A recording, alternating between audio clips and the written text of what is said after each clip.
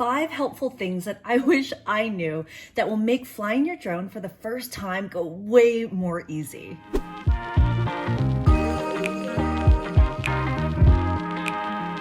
I'm Christine, and this is Create with CL, where I give away all of my secrets on being a creator. So if you're interested, consider subscribing. And today I'm talking about one of my tools, which is my drone.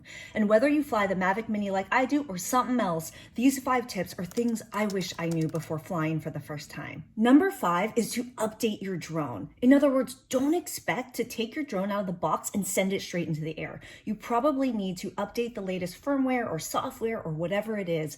So don't get all excited with your drone, bring it out there and realize you need to update a bunch of things for an hour.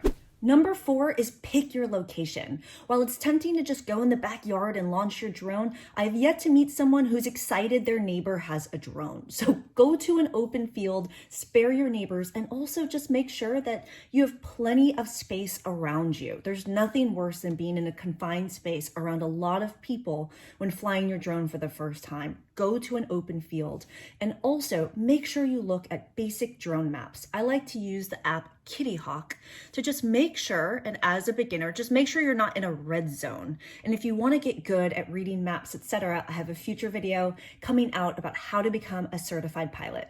Cheers that like button if you're getting some value out of this video, and tell me in the comments what your Instagram handle is. I'm doing it for the gram at Christine Lozada with all of my drone shots, and I'd love to see your future ones.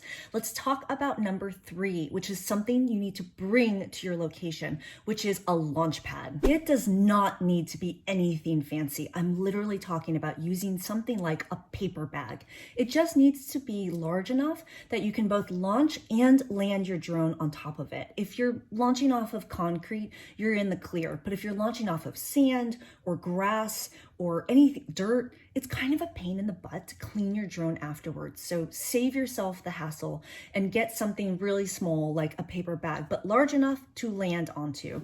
Because for me, launching off of my drone case, super simple, but landing on top of it, it's kind of small. So having something big enough is important.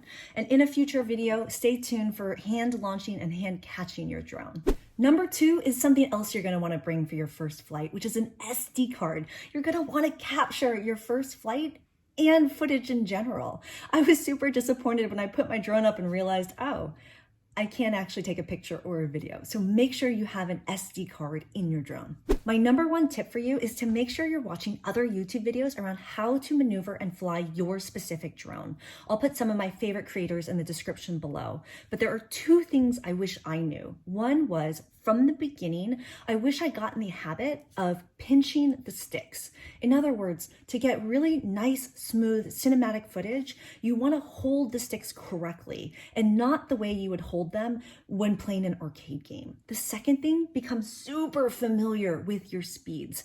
Anytime you're taking off, anytime you're landing, and really anytime you're flying, it should be in the slowest speed possible. It's way easier to speed things up in editing than it is to get footage that's way too fast and slow it down.